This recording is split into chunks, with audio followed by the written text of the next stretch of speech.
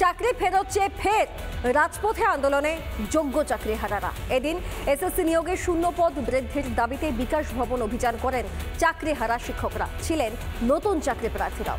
বিকাশ ভবনে ডেপুটেশন জমা দেন তারা।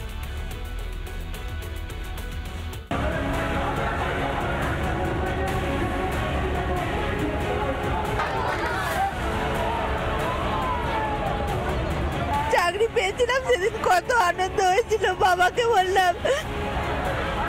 তৃণমূলের নেতা মন্ত্রীদের চুরি ও দুর্নীতিতে চাকরিহারা 26,000 শিক্ষক। ফের চাকরি ফেরানোর দাবিতে বিক্ষোভ। বিকাশ ভবন অভিযানের ডাক চাকরিহারা শিক্ষকদের। চাকরিহারা শিক্ষক শিক্ষিকা যারা রয়েছেন, শিক্ষাকর্মীরা যারা রয়েছেন, তারা আজকে আবারও কিন্তু কলকাতার রাজপথে নেমেছেন তাদের আন্দোলন নিয়ে। যোগ্য হয়েও ব্রাত্য, এত বছর শিক্ষকতা করার পরেও ফের পরীক্ষায় বসা। পরীক্ষায় পাশ করেও অনেকেই ইন্টারভিউয়ে ডাকই পাননি। কেন এই অনাচার? দুর্নীতির মেলা চলছে বাংলা জুড়ে এবং সেই মেলার বলি হচ্ছেন বাংলার তরুণ প্রজন্ম, বাংলার ছেলে, বাংলার মেয়ে। এই ছবিটার কতদিন দেখতে হবে? সরকারের মন্ত্রী আমলাদের চুরির দায় কেন নিতে হবে বাংলার শিক্ষকদের? কিছু লোকের চুরির জন্য আপনাদের আজ রাস্তায় বসতে হচ্ছে, আর একবার পরীক্ষা দিতে হচ্ছে, তারপরেও রাস্তায় বসতে হচ্ছে।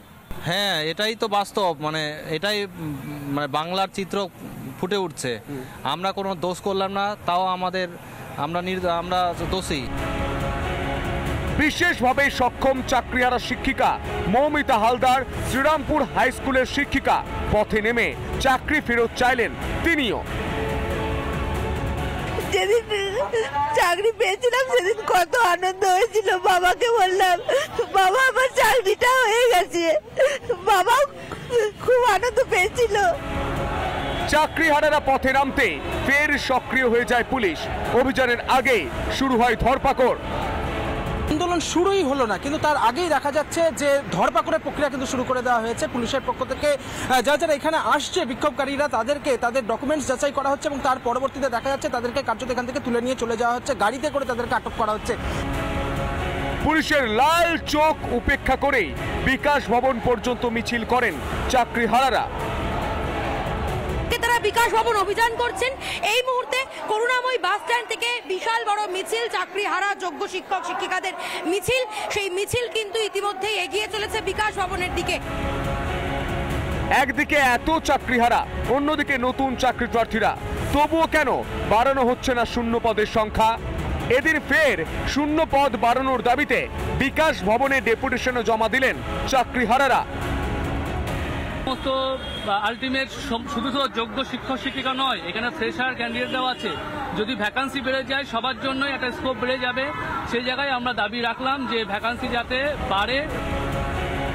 চাকরি যাওয়ার পর নেতাজি ইন্ডোরে বসে চাকরিহারা শিক্ষক শিক্ষিকাদের সামনেই মমতা বন্দ্যোপাধ্যায় বলেছিলেন 1 লক্ষ শূন্য পদ রয়েছে। যদিও শূন্য পদ বাড়ানো হয়নি। শূন্য পদ বাড়ানোর দাবিতে আন্দোলনে নেমেছেন চাকরিহারারা। কিন্তু আদেও কি শূন্য পদ বাড়াতে পারবে সরকার? আমার তো এখনো 1 লক্ষ চাকরি ভ্যাকেন্সি আছে স্কুলে, কলেজে। শুধু এই কেসটার জন্য আমরা করতে পারছিলাম না। The matter was sub judice. আগে এই পোর্শনটা সলভ হোক, তারপরে আমরা অন্য পোর্শনে যাব। আন্দোলন থামবে না। নতুন করে শূন্য পদ বাড়াবেন কিভাবে? স্কুলই তো শূন্য হয়ে গেছে। 28-এর উপর স্কুল তো বন্ধ। আপনি কোথায় বাড়াবেন? কাকে কোথায় চলবে? এসএসসি নিয়োগে দুর্নীতি ঢাকতে প্রথম থেকে সব গুলিয়ে দেওয়ার চেষ্টা করেছে তৃণমূল সরকার। এবারও যে শূন্য পদ কমিয়ে রেখে যোগ্যদের বঞ্চিত করা হচ্ছে না, সেই নিশ্চয়তা আদেও কি দিতে পারবে সরকার? রিপাবলিক বাংলা। নানা ধরনের কন্টেন্ট দেখার জন্য লাইক করুন, শেয়ার করুন আমাদের ফেসবুক পেজ, সাবস্ক্রাইব করুন আমাদের ইউটিউব চ্যানেল। পাশাপাশি অন্যান্য ব্রেকিং নিউজের জন্য অবশ্যই চোখ রাখুন রিপাবলিক বাংলায়।